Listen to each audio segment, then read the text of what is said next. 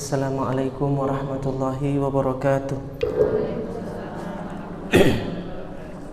Alhamdulillahi rabbil alamin. Allahumma salli wa sallim wa barik ala nabiyyina Muhammad wa ala alihi wa ashabihi ajmain, amma ba'du. Bunda-bunda rahimakumullah yang dicintai Allah, alhamdulillah pada pagi hari ini kita kembali dapat berkumpul di majelis yang kita cintai ini. Semoga kita senantiasa diistiqomahkan oleh Allah Subhanahu wa taala serta digolongkan sebagai hamba yang bertakwa kepada Allah. Takwa itu apa tuh aja nih? Takwa itu apa? Tahu. Gue kena Kediri. Oleh-oleh Kediri kan tahu takwa. Ada yang mengatakan takwa itu melaksanakan semua perintahnya dan menjauhi semua larangannya. Siapa yang bisa melaksanakan semua perintahnya, menjauhi semua larangannya? Siapa yang bisa? Gak ada yang bisa kecuali Rasulullah Sallallahu Alaihi Wasallam. Berarti gak ada dong orang bertakwa. Mungkin definisinya yang kurang tepat. Ada yang mengatakan takwa itu melaksanakan perintahnya dan menjauhi larangannya. Enggak ada segala perintahnya, segala larangannya, enggak. Cukup melaksanakan perintahnya, menjauhi larangannya. Apa itu juga cukup sampai di situ? Tidak.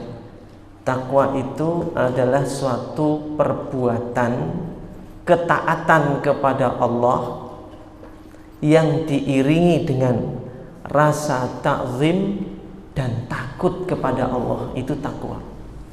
Jadi segala bentuk perbuatan dalam rangka ketaatan kepada Allah yang diiringi rasa ta'zim dan takut kepada Allah. Karena kalau nggak ada rasa ta'zim dan takut, namanya bukan takwa. Contohnya, ada orang masuk rumah sakit, diperiksa sama dokter spesialis, ternyata ginjalnya bermasalah. Lalu kata dokter bilang gini, Pak, Bapak ini ginjalnya sudah parah ini.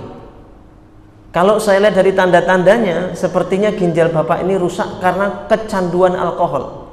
Betul apa betul, Pak? Lalu kata pasiennya, betul Pak dokter, tiap hari saya mesti harus minum alkohol. Orang ketang sak liter tiap hari, kecanduan miras, minuman keras tiap hari. Dokternya bilang gini, Pak, Bapak harus berhenti sekarang, jangan minum lagi alkohol. Kalau tidak, mulai besok atau seminggu lagi, saya pastikan ginjal Bapak ini harus rutin cuci darah, seminggu paling enggak 2 kali. Oh siap Pak dokter, siap Pak dokter. Akhirnya mulai besok dia enggak minuman keras lagi. Dia tinggalkan larangan Allah, bukan karena takut kepada Allah, takut ginjalnya rusak. Jadi enggak semua orang yang meninggalkan larangan Allah itu disebut bertakwa, enggak juga. Dia meninggalkan karena takut ginjalnya rusak. Berarti itu tidak disebut dengan ketakwaan. Contoh lagi, ibu-ibu, Bu, monggo didahar. Apa ini Pak? Tongseng jamu. Ah saya nggak mau tongseng jamu. Yang ini apa? Rica-rica wedhus balap. Ada tongseng jamu, ada rica-rica wedhus balap. Wah saya nggak mau itu masak makan kayak gitu. Tahu ya Bu ya? Nggak tahu. Orang gaul. Tongseng jamu sama rica-rica wedhus balap itu terbuat dari bahan yang bernama guguk. Terbuat dari bahan yang bernama guguk. Dia nggak mau. Ya sudah, kalau itu nggak mau, yang ini aja. Ditawari makanan ketiga. Apa itu? Sate B1 B2. Sate B1 B2. BA BI. Makanya B1 B2. Dia bilang, wah saya enggak makan ini Pak. Loh kenapa? Enak loh Bu, B1 B2 ini. Lalu dia bilang, Tidak, saya nggak mau makan soalnya kata dokter daging BABI itu mengandung cacing pita yang dibakar dengan suhu beberapa derajat Celcius itu tidak mati. Akhirnya dia tidak mau makan daging babi bukan karena Allah ternyata, karena takut sama cacing pita. Nah, itu belum disebut takwa. Karena dia meninggalkan larangan Allah karena takut penyakit, karena takut cacing pita, karena ini, karena itu, bukan karena takut kepada Allah. Jadi disebut takwa itu ketika seseorang melaksanakan perintah Allah atau meninggalkan larangan Allah diiringi rasa takzim dan takut kepada Allah. Bisa dipahami penjelasan ini? Bisa? Baik, kita akhiri pengajian kita. Udah dapat ilmunya wes cukup. Ya. Kita baca qasidah dulu ya. Baca I'tiraf. Halaman 26 kalau yang tebel.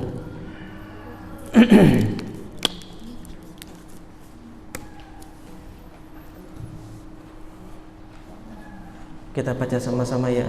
Ini qasidah syair yang kita baca ini mengandung doa yang mudah-mudahan kita baca ini sekaligus mengandung doa yang diijabah doa kita oleh Allah Subhanahu wa taala. Ilahi lastu lil firdausi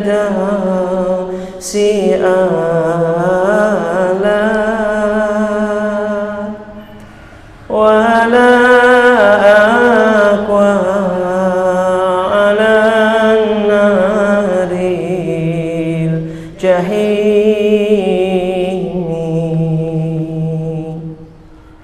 fahab li taubatan waghfir zunubi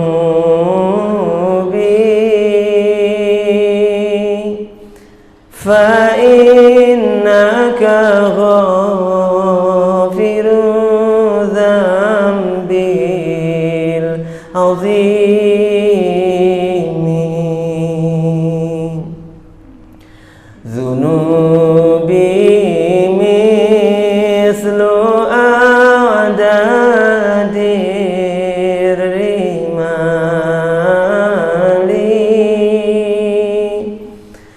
Fahab li taubatan ya dzal jalali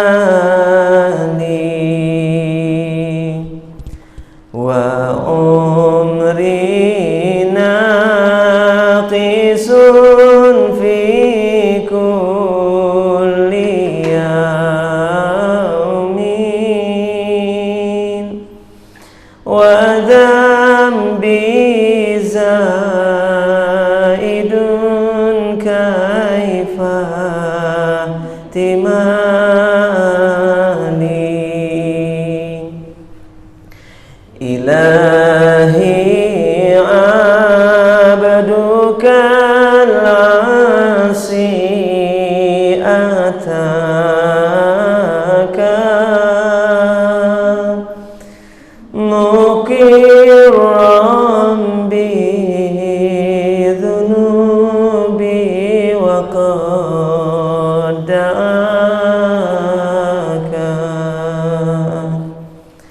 fa in taghfir fa anta lidzaka alun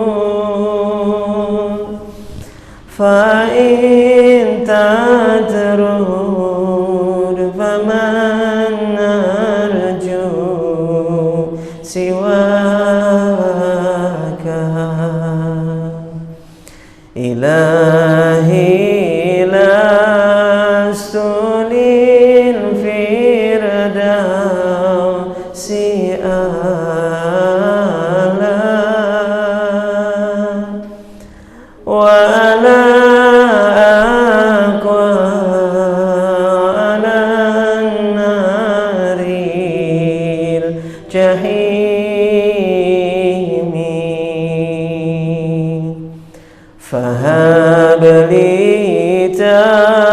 taubatan waghfir zunubi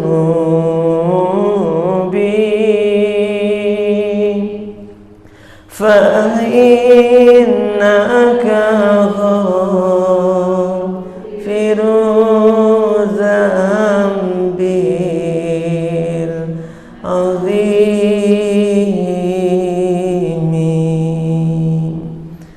Masya Allah. Saya itu kalau baca yang di bait keempat, wa umrina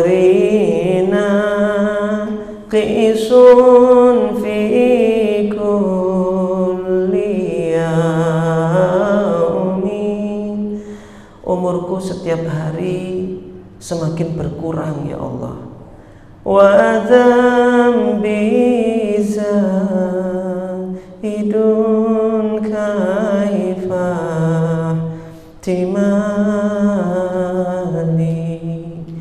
umurku setiap hari semakin berkurang sedang dosaku selalu bertambah. Kaifah timali, bagaimana aku harus menanggung ini, menanggung umur yang semakin berkurang tapi dosa yang semakin bertambah. Maka kalimat berikutnya, ilahi abduka lasi ataka muqiran bi dzunubi wa qad da'aka. Wahai Tuhanku, abduka, hambamu ini yang berbuat dosa telah datang kepadamu dengan mengakui semua dosa-dosa kami dan telah memohon kepadamu, meminta kepadamu, mohon ampun kepadamu, mengadukan diri kami, keadaan kami kepadamu. Fa in taghfir fa anta lidzaka ahlun, maka jika engkau mengampuni, fa in taghfir fa anta lidzaka ahlun, jika engkau mengampuni dosa-dosa kami, maka engkaulah yang berhak mengampuni dan hanya engkau yang berhak mengampuni.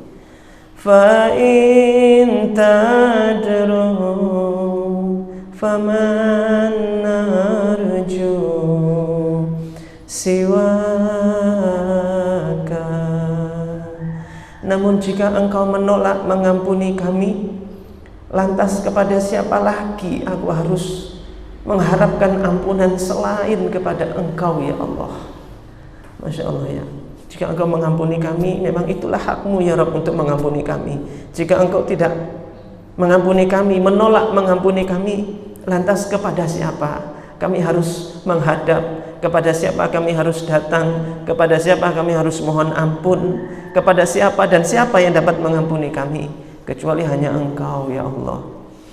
Jadi Masya Allah ya, ini tidaklah kalimat-kalimat ini keluar dari lisan seseorang kecuali keluar dari hati yang jernih, hati yang bening, keluar dari hati yang tulus dari seorang hamba yang benar-benar sudah merasakan dirinya betul-betul seorang hamba di hadapan Allah Subhanahu wa ta'ala.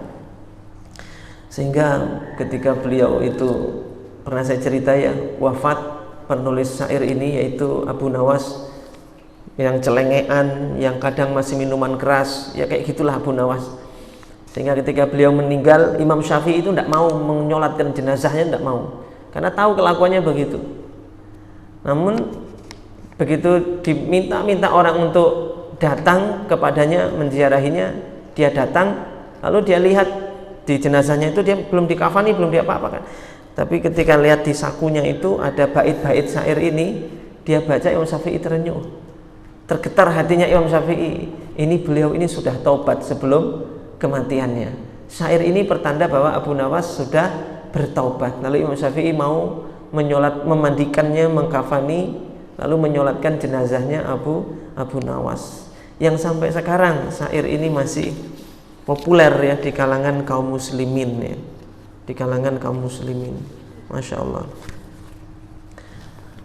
Baik, kita lanjutkan pembacaan Al-Quran kita sampai di surat Maryam.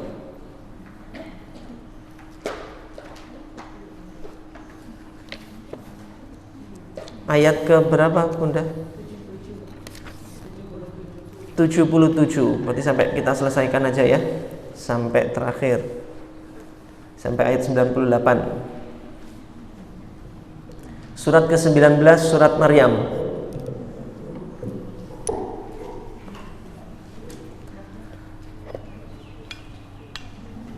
Ila hadrati Nabi Muhammad sallallahu alaihi wasallam. Al-Fatihah. A'udzu billahi minasy syaithanir rajim. Bismillahirrahmanirrahim.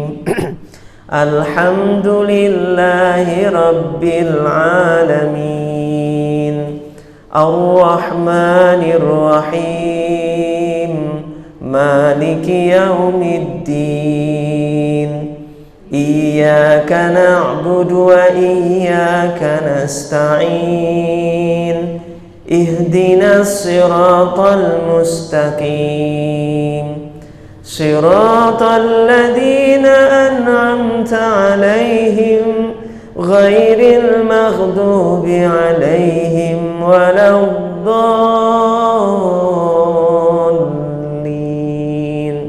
Amin. Bismillahirrahmanirrahim. Bismillahirrahmanirrahim. Afara'aita alladhi kafara bi ayatina wa qala la'utayanna malan wa walada. أفرأيت الذي كفر بآياتنا وقال لأوتين مالا وولدا أطلع الغيب أم اتخذ عند الرحمن عهدا أطلع الغيب أم اتخذ عند الرحمن عهدا كلا سنكتب ما يقول ونمد له من العذاب مدا سنكتب ما يقول ونمد له من العذاب مدا ونرثه ما يقول ويأتينا فردا ونرثه ما يقول ويأتينا فردا واتخذوا من دون الله آلهة ليكونوا لهم عزا كلا واتخذوا من دون الله آلهة ليكونوا لهم عزا كلا سيكفرون بعبادتهم ويكونون عليهم ضدا سيكفرون بعبادتهم ويكونون عليهم ضدا ألم تر أنا أرسلنا الشياطين على الكافرين ألم تر أنا أرسلنا الشياطين على الكافرين تؤزهم أزا على الكافرين تؤزهم أزا فلا تعجل عليهم إنما نعد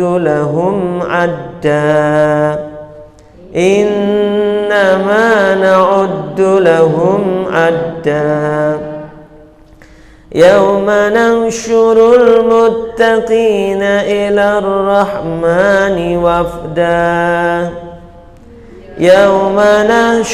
المتقين إلى الرحمن وفدا ونسوق المجرمين إلى جهنم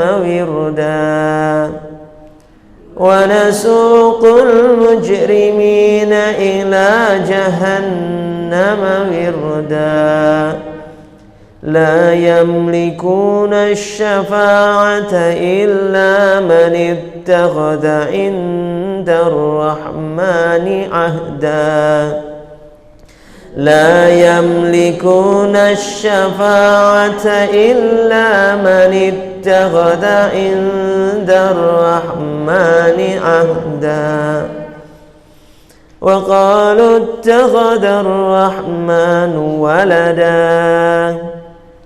وقالوا اتخذ الرحمن ولدا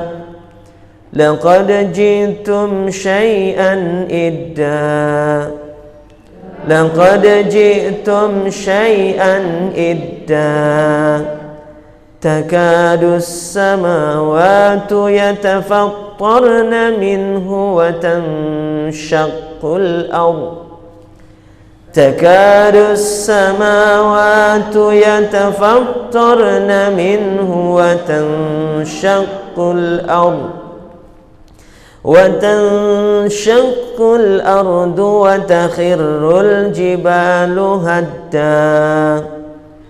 وتنشق الأرض وتخر الجبال هدا أن دعوا للرحمن ولدا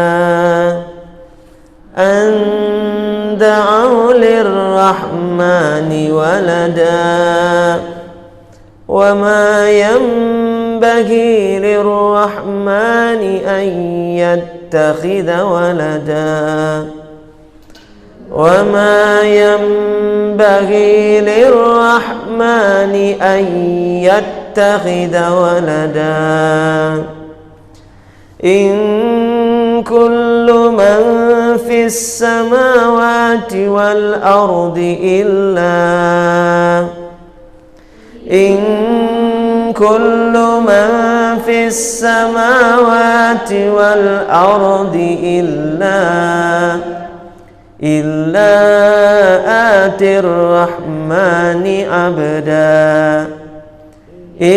إلا آتي الرحمن عبدا لقد أحصاهم وعدهم عدا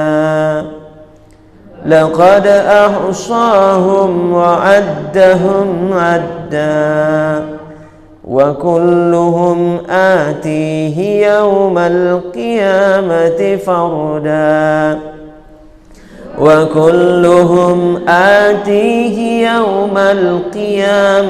فردا إن الذين آمنوا وعملوا الصالحات سيجعل لهم الرحمن ودا إن الذين آمنوا وعملوا الصالحات سيجعل لهم الرحمن ودا فإنما يسرناه بلسانك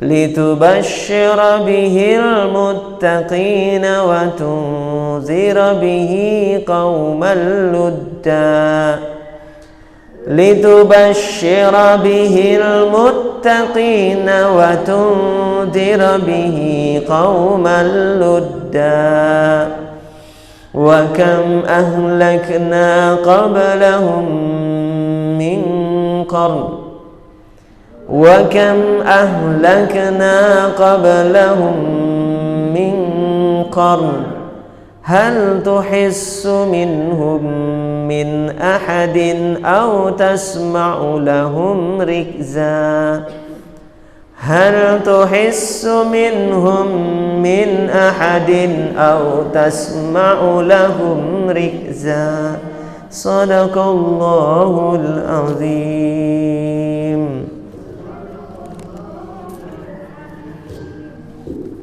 Alhamdulillah ya, kita sudah mengkhatamkan surat Maryam, bukan mengkhatamkan Quran, masih tangeh. Yang baru khatam surat Maryam. Alhamdulillah. Al-Quran ini Masya Allah ya, dahsyatnya Al-Quran itu per huruf itu dikali 10 kebaikan. Baca Al-Quran itu per hurufnya dikali 10 kebaikan. Dan itu mudah sekali toh bacanya. Alif Lam Mim sudah dapat 30 kebaikan. Baiknya Allah terhadap Al-Quran ini. Jenengan di rumah itu kalau bisa banyak ngaji. A'udzubillahi minasyaitonirrajim. Bismillahirrahmanirrahim. Alif Lam Mim. Shadaqallahul azim. Sudah dapat 30 kebaikan. Ya Allah. Gak ada amalan semudah Al-Quran ini, gak ada. Amalan apa? Udah satu huruf cuma ngomong Bismillah, Bismillahirrahmanirrahim, itu berapa huruf? 19 huruf Bismillahirrahmanirrahim. Itu kita Bismillahirrahmanirrahim sudah dapat 19 kali 10 190 kebaikan. Ya Allah, 190 kebaikan. Kita cuma baca Bismillahirrahmanirrahim dapat 190 kebaikan. Pertanyaannya adalah, apa ada di antara kita yang satu hari, dalam satu hari kemarin melakukan dosa sampai 190 kebaikan? Apa ada? Insya Allah nggak nyampe lah sehari kok dosanya sampai 190 dosa. Insya Allah nggak ada. Mungkin 189 atau 188 tapi kan belum sampai 190. Baiknya Allah. Makanya ulama terdahulu, para ulama salaf, kalau habis berbuat dosa, pegangan pertama mereka adalah Al-Quran. Dipegang, dibaca sebanyak-banyaknya untuk supaya menghapuskan dosa yang baru saja dia perbuat. Nah itulah Allah turunkan Al-Quran ini sebagai rahmat. Wa nunazzilul Quran wa nunazzilu minal Quran ma huwa syifa wa rahmatul lil mu'minin. Dan kami menurunkan Al-Quran ini sebagai obat bagi kalian. Obat. Al-Quran itu sebagai obat. Ma huwa syifa wa rahmatul lil mu'minin, dan rahmat untuk orang-orang beriman. Ini Al-Quran. Makanya majelisnya namanya majelis sahabat Quran. Biar kita besok benar-benar menjadi sahabatnya Al-Quran. Amin. Baik bunda-bunda rahimakumullah, kita lanjutkan pembacaan kitab Ulumul Adab. Kemarin pembahasan sama saya terakhir sampai mana? Adab terhadap guru, poin 3.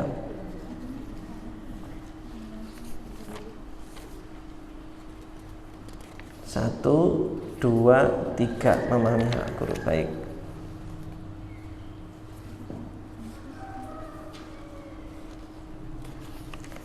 Yang berikutnya, yang keempat, adab terhadap guru. Tidak meminta gurunya untuk mengajarkan kitab atau ilmu di waktu-waktu beliau sibuk, bosan, atau di waktu-waktu yang menyulitkan beliau. Di waktu sibuk, bosan, atau di waktu-waktu yang menyulitkan beliau. Ini kemarin adalah jamaah itu nanya, enggak tak jawab sampai sekarang, tak senyumin aja. sama tak kirim stikernya tulisannya angel wis angel. Nah, ini pertanyaannya kayak gini. Ini pertanyaan menyulitkan ini. Assalamualaikum Ustadz Adi, mohon bertanya, apabila sedang haid kita tidak boleh membaca Al-Quran J? Sudah nanya jawab sendiri. Nah, kebetulan saya ikut grup tilawah One Day One Juz, dan oleh Ustadz pembimbing disarankan untuk tidak boleh libur, bisa setor dengan murotal, dalam kurung mendengar aplikasi Quran di juz jatah kita, atau dengan membaca dari aplikasi di HP. Nah, yang ingin saya tanyakan, Tat, satu, wis ana siji berarti ana loro, telu, papat wis. Yang dimaksud dengan murotal tersebut di atas sudah termasuk kita isi atau mengisi jatah juz saat itu atau tidak nggih Ustadz? Secara saya juga punya target khatam dalam baca Al-Quran. Nomor satu aja saya sudah bingung jawabnya kepiye. Dua, begitu juga bagaimana dengan baca Al-Quran lewat HP. Tiga, oh iya, di grup tersebut juga bisa dinilai atau terhitung sudah setor jika sudah tarjim. Mohon pencerahannya Ustadz. Angel wis angel. Kata jawab. Loh, pertanyaan jelaskan, sebut apa, jelaskan, tolong bagaimana penjelasannya. Itu kan tidak mungkin lewat WhatsApp, lewat handphone.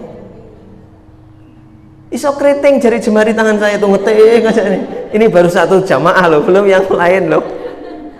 Bu ya punya peri kemanusiaan kemana? Lo kalau nanya itu loh ya.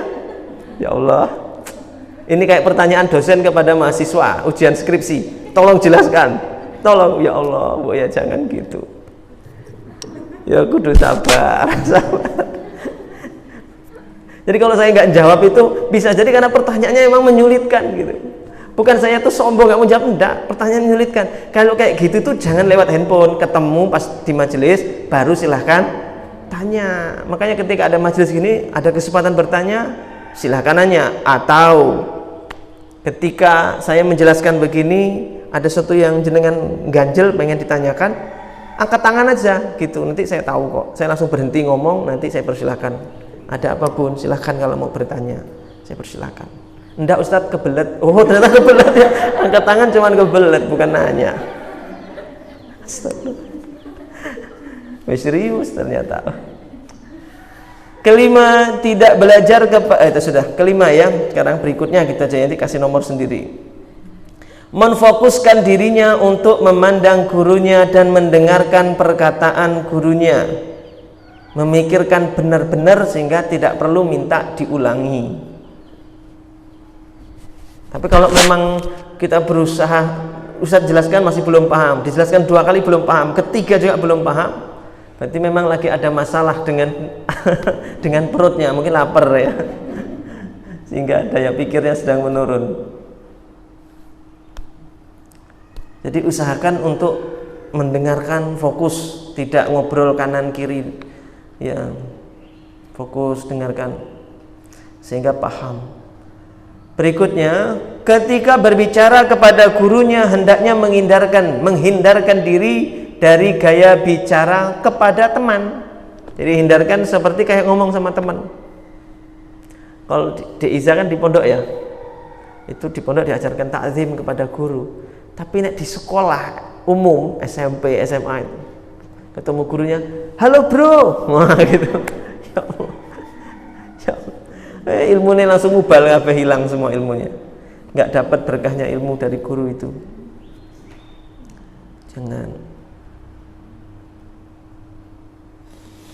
Berikutnya, jika gurunya terpleset lisannya dalam menjelaskan suatu hal ya, gitu ya, kepleset lisannya, jangan ditertawakan. Ngomongnya jelimet itu, keserimpet-serimpet ngomongnya, terus orang jamaah pada ngetawain gurunya, jangan diketawain. Ya kalau emang pengen lucu, udahlah yang diomongkan itu kok jelimetnya itu lucu, ya kalau mau ketawa dingkluk aja gini, ditahan gitu.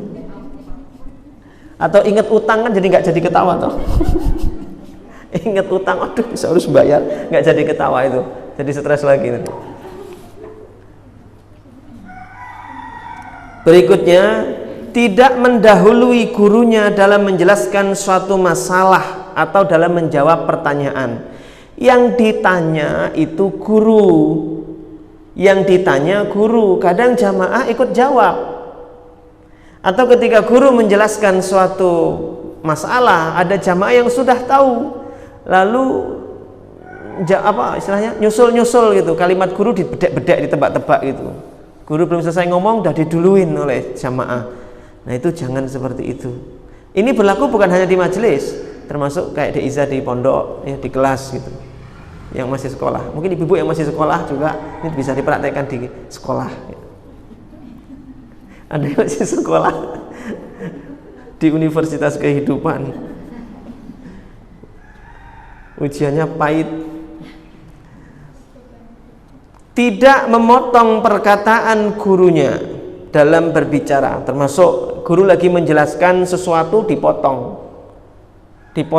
pembicaraannya loh. Kalau jenengan angkat tangan karena minta waktu itu boleh, tapi kalau ngomong dalam rangka memotong pembicaraan guru, jangan.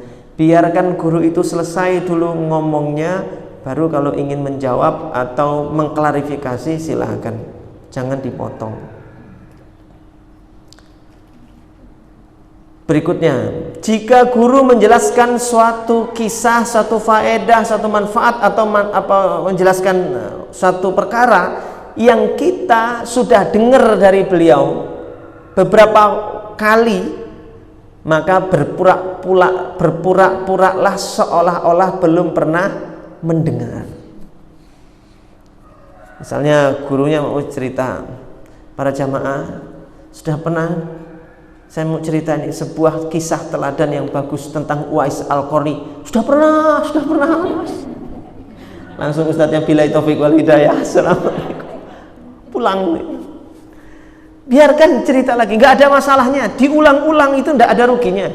Tiap hari di TV kita nonton iklan Shopee, nggak taunya yang diinstal GoFood, yang diinstal Grab, Gojek. Tiap hari iklannya Shopee. Tiap hari nonton iklannya Rinso keluar terus, yang dibeli Soklin. Bener enggak? Jadi kalau diulang berkali-kali aja belum tentu orang itu mengamalkan, apalagi nggak diulang-ulang. Mau diulang berkali-kali aja nggak diamalkan. Iklannya Soklin, yang dibeli Daya. Kalau nggak wow. Yang murah-murah, ya kan, kita cari yang murah-murah toh. Ya begitulah manusia ini. Jadi kalau guru menjelaskan sesuatu yang jenengan sudah pernah dengar, berpura-puralah seolah-olah belum pernah mendengar. Berikutnya, hendaklah bertanya sesuai dengan konteks pembahasan, kecuali diizinkan oleh gurunya bertanya di luar konteks. Tapi usahakan kalau guru menjelaskan sesuatu tema, ya pertanyaan kita seputar tema tersebut, kecuali guru mengizinkan dan kita mohon izin dulu, Ustadz saya mau tanya masalah tapi di luar topik, apakah diizinkan? Silahkan, nggak apa-apa Bu, nanti yang jawab jamaah yang lain. Silahkan nanya, ya silahkan. Berikutnya,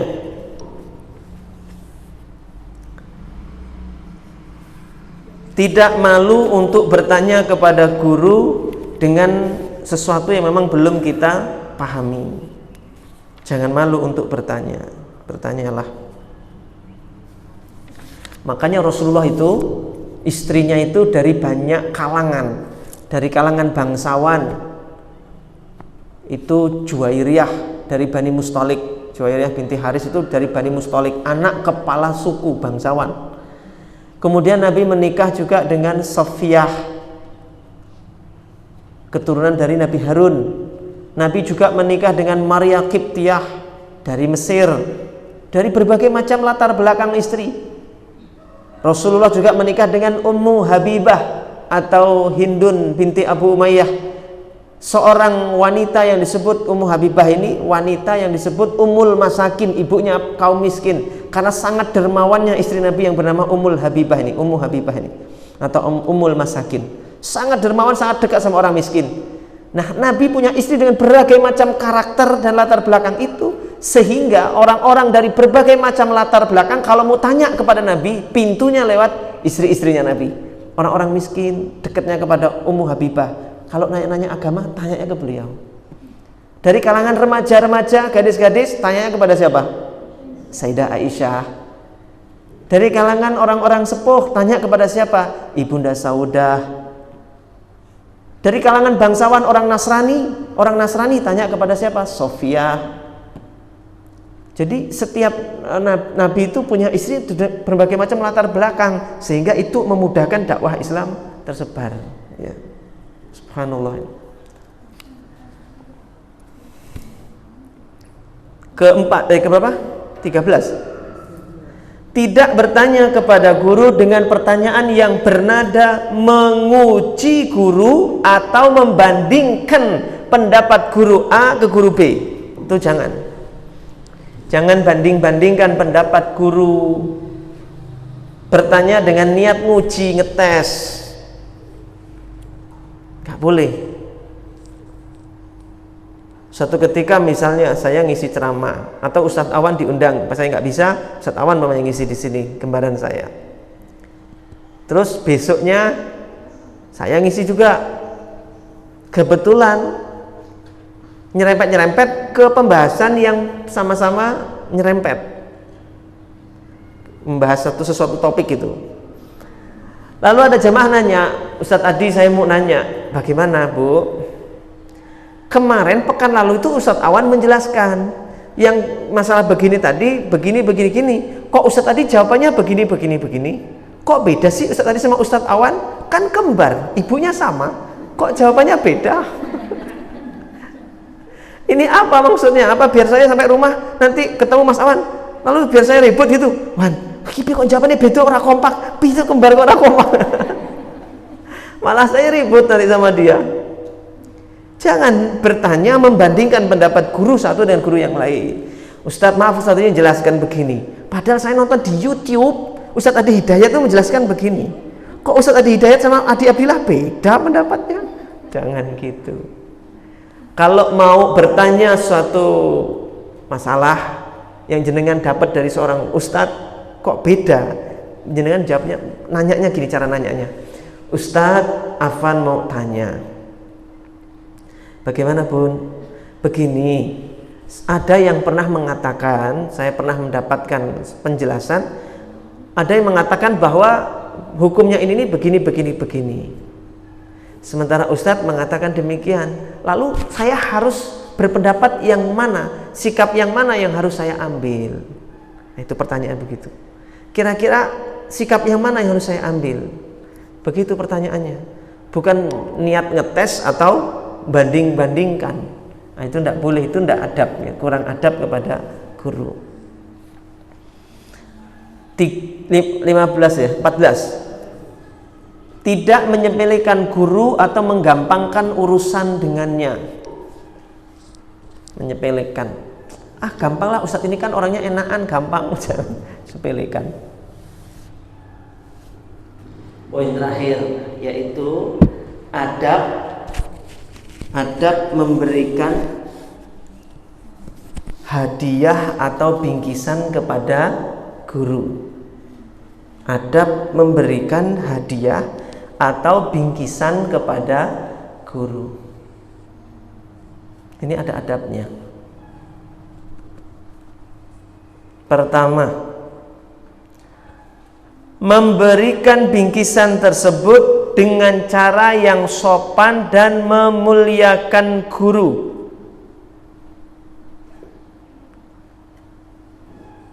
Kalau hendak memberi barang, cara memberinya itu hendaklah, kalau langsung ya, langsung ke beliaunya langsung. Misalnya memberi mushaf, itu kalau memberi gunakanlah tangan dua. Jadi pakai tangan dua. Contoh seperti ini ya. Saya contohkan yang di belakang biar kelihatan. Jangan pakai tangan satu. Bun, tolong ambilkan mushaf. Oke. Ini tat. Nitan. Gak sopan sekali. Berikan dengan tangan dua. Tangan dua. Kalau mau ngasih bingkisan kresek gitu, berikan tangan dua, tangan satu jinjing, tangan satu megang bawahnya, misalnya gitu ya. Misalnya begitu. Atau dipegang. Caranya berikan pakai tangan dua, bukan dengan tangan satu. Itu adabnya, ya, cara memberikannya dengan cara yang sopan. Pernah guru kami itu ngisi pengajian sering rutinan dulu di Gejayan.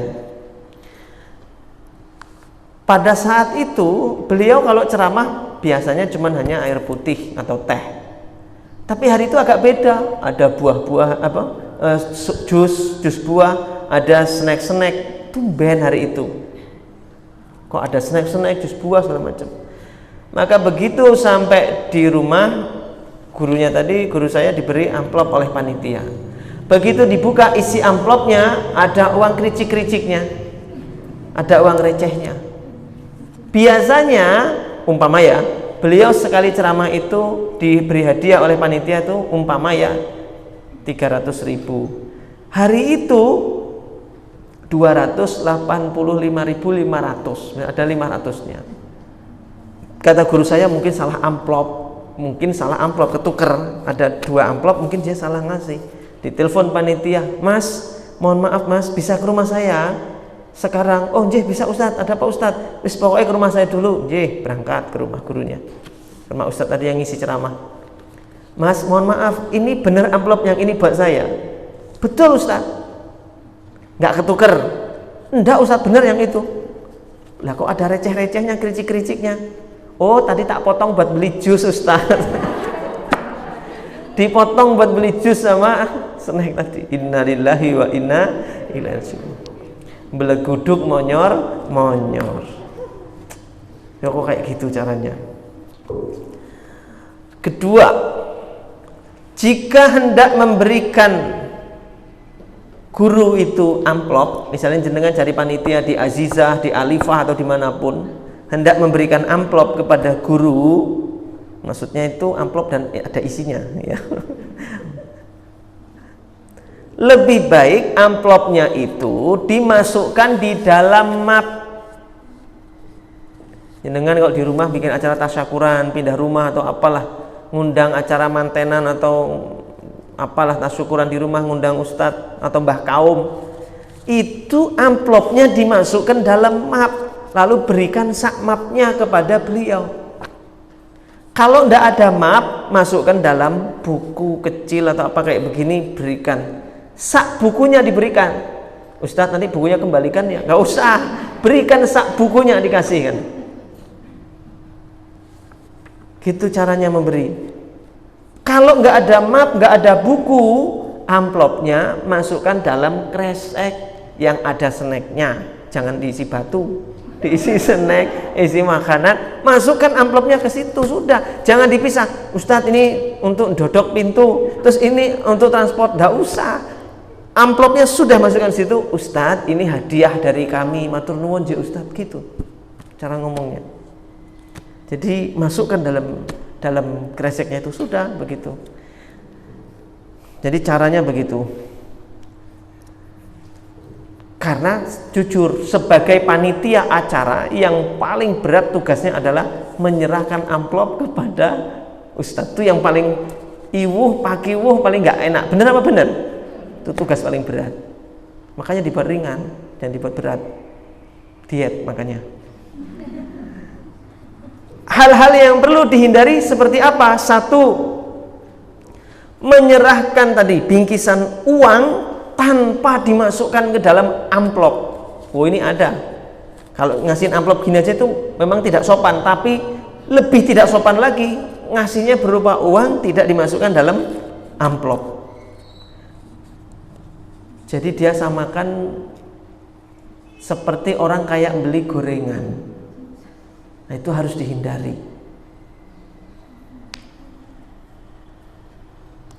Yang harus dihindari berikutnya adalah menyerahkan bingkisan atau hadiah tadi di depan umum, disaksikan jamaah rame banyak. itu termasuk kurang adab. Jangan dipertontonkan penyerahannya di depan umum tuh jangan, atau di podium, di panggung jangan. Hal yang dihindari berikutnya yang ketiga adalah menyerahkan bingkisan uang tersebut atau amplop tadi itu dengan cara menempelkan amplop pada saat berjabat tangan dengan guru. Kalau jenengan perempuan berarti ke Ustazah Eni Harjanti atau Ustazah Umi Ashrofah. Ya, Dewi Ashrofah. Oh, Dewi Ashrofah. Ustazah Dewi Ashrofah. Suaminya teman saya itu soalnya. Nah, jadi ketika jenengan dapat tugas itu, kadang jenengan tuh kayak orang panitia tuh kayak orang mau transaksi narkoba. Ustazah, dari kami Ustazah.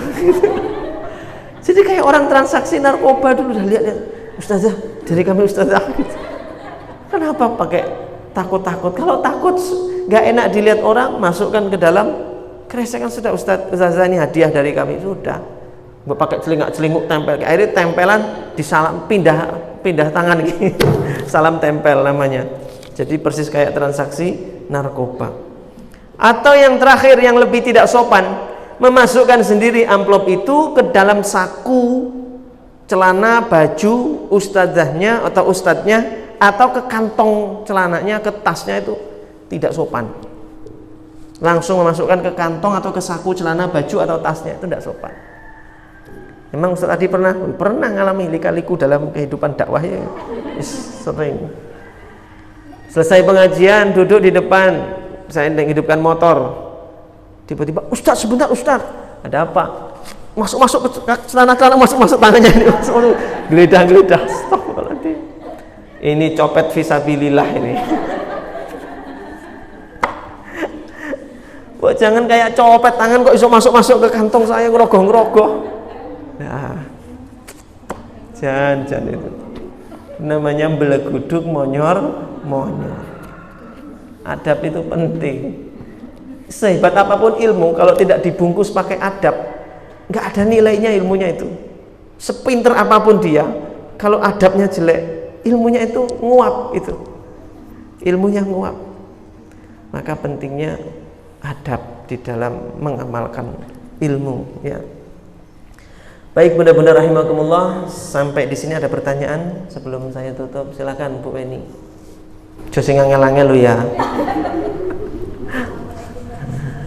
Waalaikumsalam warahmatullahi. Ustaz, ada teman kemarin menanyakan ke saya. Jadi teman saya itu atas dasar ada ustadznya beliau bilang kalau odot itu haram. Odot itu haram. Oh, haram? Iya, haram. Oh, odot haram. Terus Loh, haramnya kenapa? Kan tanya ke Mbak Oni itu odot bilang iya. Itu haram ya Mbak, ya kenapa? Soalnya menurut ustaz saya belajar mengaji itu adalah wajib. Belajar mengaji wajib. Sesuai tartil tajwid. Benar. Tapi kalau mengaji itu sunnah. Itu menurut beliau. Terus jadi Mbak Uni kan ikut odot itu haramnya gimana? Soalnya gini Mbak, odot itu kan sehari 1 juz terus disetorkan kan? Ya. Berarti kan seolah-olah kita tuh mengaji kayak kejar-kejar harus setor. Dan saya lihat Mbak Uni itu ngajinya memang agak cepat, apa mungkin karena terpengaruh itu. Jadi lebih baik kita tuh mengaji menikmati pelan-pelan. Jadi saya nggak ikut odot karena saya takut itu. Terus saya jawab begini pada saat itu, oh ya udah, terima kasih informasinya. Jujur saya itu ikut komunitas itu, pertama saya itu dari awalnya nggak bisa mengaji, huruf hijaiyah aja saya nggak hafal. Jadi kemarin sempat setelah saya resign dari pekerjaan, terus alhamdulillah bertemu dengan teman-teman yang solihah itu, terus mengajak saya ke komunitas ini. Jadi saya niatkan istiqomahkan saya untuk belajar mengaji. Setelah itu juga selain saya ikut odot pun saya ikut metode umi juga kan belajarnya di sini, jadi di istilahnya kayak bimbing belajarin. Dan juga saya ikut one ayat. Di situ setiap hari saya harus setor, dan di situ saya itu istilahnya dinilai oleh ustazah pendamping saya. Mbak, ini bacaannya kurang mendengung, ini salah, harusnya soknya kurang kotor. Jadi saya sih khusus obses itu niat saya ingin membersamai Al-Quran, ingin istiqomah bersama Al-Quran, yang juga mendapatkan hidayah dari Allah. Jadi saya nggak tahu kalau ada yang berpendapat haram itu menurut Ustadz jenengan, saya juga baru tahu. Makanya terus ya makanya nggak usah ikut padel aja, mendingan kita mengaji itu sehari cuma dapat 1 lembar, tapi kita tuh mengajinya benar. Terus saya gini, belum mengaji benar apa tidak itu ya saya sebetulnya sudah berusaha benar, cuma kan memang kalau ada itu kan di rumah bisa nggak, ya saya sih berusaha benar, tapi memang nggak ada yang menilai. Cuma kalau ada itu kan cuma mengaji di rumah dan kita setelahkan itu. Saya sih pendapat saya begitu Ustaz. Menurut Ustaz bagaimana dengan pendapat teman saya dengan punya Ustaz tadi sama yang saya pendapat saya gitu loh. Ustaz saya harus bagaimana? Baik. Jadi begini Bunda Weni dan mungkin semua yang pernah ikut odot one day one juice atau odol one day one lembar ya. Apa istilahnya pokoknya. Ada odol, ada ojol. Jadi seseorang itu untuk bisa istiqomah itu membutuhkan bi'ah, lingkungan. Membutuhkan lingkungan teman-teman yang baik, teman-teman yang sefrekuensi. Ketika kita pengen target 1 hari 1 juz, 1 hari 1 juz biar setiap 1 bulan khatam, 1 bulan khatam. Kadang kalau kita ngaji sendiri itu sering nggak istiqomah. Maka kita butuh teman. Kayak kita kalau hari Jumat bikin setoran Al-Kafi sama sholawat. Itu kadang saya karena kesibukan, astagfirullahaladzim, oh ya hari ini belum baca Al-Kafi, tahu ingat, oh iya saya belum baca Al-Kafi. Langsung tak sempatkan bicaranya duduk lalu saya baca Al-Kafi. Nah, butuh lingkungan, butuh teman-teman yang saling mensupport. Jadi jangan dikit-dikit dikatakan kayak gitu bid'ah atau dikit haram karena tidak ada tuntunannya atau dikatakan nggak bisa begitu. Kan hati orang niatnya beda-beda. Kita niatnya pengen istiqomah, pengen benar, dan kita kan nggak ingin dinilai orang lain toh. Contohnya gini, jujur ya Bun ya, ketika kita hari Jumat itu setoran sholawat berapa kali? 300 kali atau baca Al-Kafi. Pertanyaan saya, apa jenengan ngeceki satu-satu namanya? Oh kita setor ini belum? Kan enggak toh. Jenengan cuma nulis nama Weni Al-Kafi plus sholawat, kirim dah. Nanti yang lain, dan apa dibuka terus grupnya? Enggak, paling nanti bukanya sore kalau pas sudah rekapan, oh udah selesai. Bener nggak? Paling hanya yang dilihat kesimpulannya, jumlah anggota sekian, yang setor sekian, yang tidak setor itu kan. Dan jenengan nggak peduli dengan siapa yang setor dan siapa yang tidak setor. Jadi nggak mungkin jenengan akan detail nilai orang itu apa. Kita itu ikut di situ kan kita semua sudah paham, sudah tahu. Bukan untuk niat riak. Oh siapa yang mau minta pujian di situ, orang cuma setor itu untuk membuat dia itu punya target dan motivasi untuk istiqomah. Begitu. Jadi apalagi jenengan tadi ikut tahsin, ikut tajwid dan segala macam, masya Allah. Itu. Jadi ya mungkin kalau yang terburu-buru mengatakan haram-haram itu mungkin dia ya wallahu alam ya mungkin belum sampai ke situ, dia mungkin terlalu cepat menilai orang lain, mungkin begitu. Ini ada pendapat jenengan, monggo Ustaz Syafi'i. Assalamualaikum warahmatullahi wabarakatuh. Waalaikumsalam. Bismillahirrahmanirrahim. Wassalatu wassalamu ala rasulillah.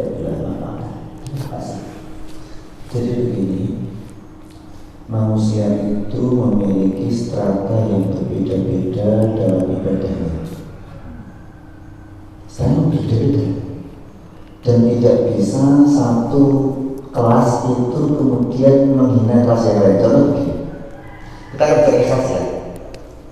Walil ikhlasi salah sudah jadi. Ikhlas itu punya 3 derajat. Yang pertama, ayakma lillah atau antak mahalas atau antak budallah, engkau menyembah Allah karena Allah, tapi masih memiliki hasrat-hasrat duniawi. Contoh, ada orang kalau malam baca waqiah tujuannya apa? Kalau baca waqiah malam hari tujuannya apa? Biar tidak fakir. Biar tidak fakir. Pagi tadi sholat Duha. Allahumma in kana rizqi fis sama'i fa'anzilhu hudan wa in kana fil ardi fa'anzilhu sumur, atau wa in kana ba'idan faqul, itu masih butuh dunia. Betul? Itu derajat ikhlas pertama. Derajat ikhlas kedua, antak budallah, engkau sembah Allah, engkau beribadah kepada Allah, engkau masih berharap surga dan takut dari api neraka. Ini adalah derajatnya. Orang ibadah takut neraka, berharap surga. Boleh tidak boleh? Dalilnya apa? Rabbana atina fid dunya hasanah wa fil akhirati hasanah wa qina adzabannar. Boleh kan? Boleh. Apa salahnya? Ayatnya ada, tadi hadisnya ada. Yang ketiga, antak Allah, lalu jalan ini, engkau beribadah Allah berharap dalam surganya dan tidak kenal api nerakanya. Itu derajatnya orang yang paling tinggi. Nah, gini, kadang-kala seseorang alim itu bicara dengan satu derajat tertentu. Misalnya gini, Anda ini mau sholawat kok tujuannya golek dunia, pengen sugih, ono mati disolawati, apa itu? Nah, ini kadang-kala yang mengucapkan itu orang yang pada derajat yang pertama dari yang atas tadi, bicara pada murid-muridnya, didengar oleh orang yang bawah, kemudian disampaikan oleh orang bawah, yang bawah kaget, kok ora oleh ya, aku tuku mobil tak sholawati sikit kok ora oleh ya, menurut ustaz yang itu, bingung kenapa? Karena mastrata keilmuannya berbeda. Jadi paham? Sekarang gini, saya mau tanya, ibu-ibu, bintang itu besar apa kecil? Kecil. Asalnya kecil apa? Karena bandingke karo bulan matahari. Karena lagunya bintang kecil di langit yang tinggi. Ya. Suatu ketika ada seorang alim, seorang syekh ditanya oleh penanya, syekh, bintang itu besar apa kecil? Jawabnya kecil. Ibu kecil ya ada kecil. Orang kedua bertanya lagi, syekh, bintang itu besar apa kecil? Jawabnya besar. Orang ketiga bertanya lagi, saya bintang itu besar apa kecil? Jawabnya kecil. Muridnya bingung. Guruku pelin-pelan. Setelah tamunya udah ada, tanya saya, mengapa Anda tidak konsisten? Tadi ditanya bintang besar apa kecil? Jawabnya kecil. Lalu besar atau kecil lagi? Begini, penanya pertama itu orang awam yang melihat sesuatu dengan matanya. Kalau orang melihat sesuatu dengan matanya, maka bintang itu kecil. Kayak lagu anak-anak, namanya sudah anak, bintang kecil di langit yang tinggi, amat banyak menghias angkasa itu. Yang orang kedua itu dia melihat dengan akalnya. Kalau orang melihat dengan akal, bintang itu besar. Karena bintang kecil itu tampak dari kejauhan. Maka secara ilmu fisika, banyak bintang yang ukurannya lebih dari bumi, lebih dari matahari. Betul? Orang ketiga tadi, dia itu orang yang melihat sesuatu dengan hatinya. Maka bintang itu kecil lagi. Kenapa?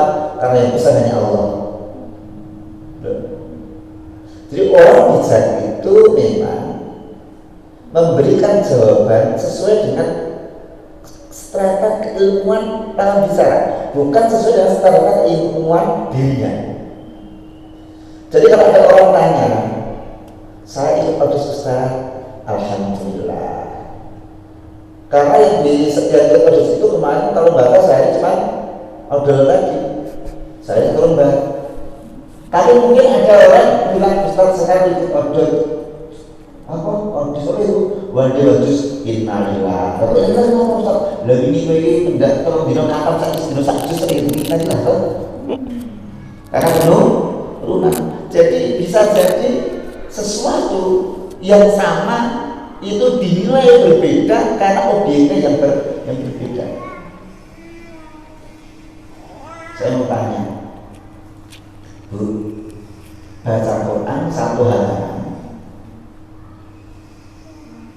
dipahami dengan satu juz tidak dipahami, itu pahalanya bagaimana? Pahalanya bagaimana? Kok ragu? Jawab saja, nanti salah dikoreksi bareng-bareng. Kok takut salah? Salah bagaimana ya?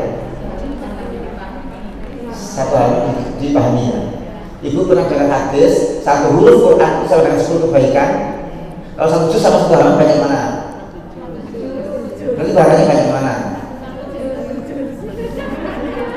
Itu kawan. Jadi ini. Oh, kita pakai Zadul Ma'ad Ibnu Qayyim Al-Jauziyah. Orang baca Quran satu halaman dipahami, satu juz tidak dipahami, itu pahalanya banyak yang satu juz meskipun tidak paham. Tapi gedenya yang satu halaman dipahami, bingung lagi.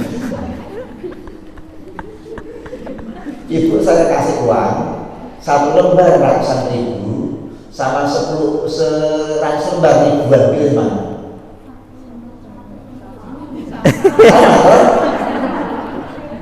Kalau dikasih sekali kira pilih mana? Hah? Satu lembar sama 1.000? Belum tentu. Kalau ibu juga nyawa ke toilet, masukkan ke kotak, nanti mana kembali yang berapa itu? Stres. Jadi sesuatu itu harus ditempatkan pada proporsi yang tepat. Maka kemudian ketika tidak menempatkan pada proporsi yang tepat tadi, nanti ada satu pertanyaan, kok kata Ustaz itu begini, kata Ustaz ini begitu. Karena apa? Karena di takarannya yang tidak tepat. Takarannya tidak tepat. Melukis ayam, lukisan anak TK, lukisan orang yang naturalis, nama lukisan orang ekspresionis itu beda-beda, ya kan? Ini ayam bagus, meskipun cakarnya kayak anak TK kok, garis ini. Ini ekspresionis itu sudah jelas malah ayamnya kayak opo, tapi semuanya bagus. Karena apa? Dengan cara pandang yang berbeda. Saya sering tanya santri, ingin istri yang gimana? Karena hidupnya konsekuensi. Istri yang siap melayani saya setiap saat. Jangan pilih wanita karir, wanita yang ibu rumah tangga aja dan kemana-mana, maka siap melayani setiap saat. Tapi punya kelemahan apa? Kelemahannya dia tidak punya penghasilan sendiri, maka tiap pulang suaminya nyanyi lagunya ya dana. Ya dana. Dana yang mana? Kalau punya istri wanita karir itu kau tak punya uang, dia masih punya cadangan. Cuman sayang, saat kau butuhkan dia ada meeting di luar pulau. Alhamdulillah pas ulang tahun ada kabar gembira dari istri. Pak, mama dapat kabar gembira loh Pak. Apa? Mama disuruh kuliah ke Jerman S3. Itu papanya pinanya Pak Ahok. Nanti papa di rumah urus anak-anak. Jadi hidup penuh dengan konsekuensi, penuh dengan biaya. Apapun demikian, orang itu punya kemampuan amal yang berbeda-beda. Ada orang hafal Quran, tapi tidak paham artinya. Ada orang tidak hafal Quran, tidak paham artinya, tapi kalau bahasa Quran bagus, oh bilang bagus. Ada orang paham tafsirnya, suaranya jelek dan apa? itu semua dibutuhkan dalam waktu yang berbeda-beda. Ada acara senaan satu hataman satu hari yang dibutuhkan yang tadi hafal Quran sudah kan artinya.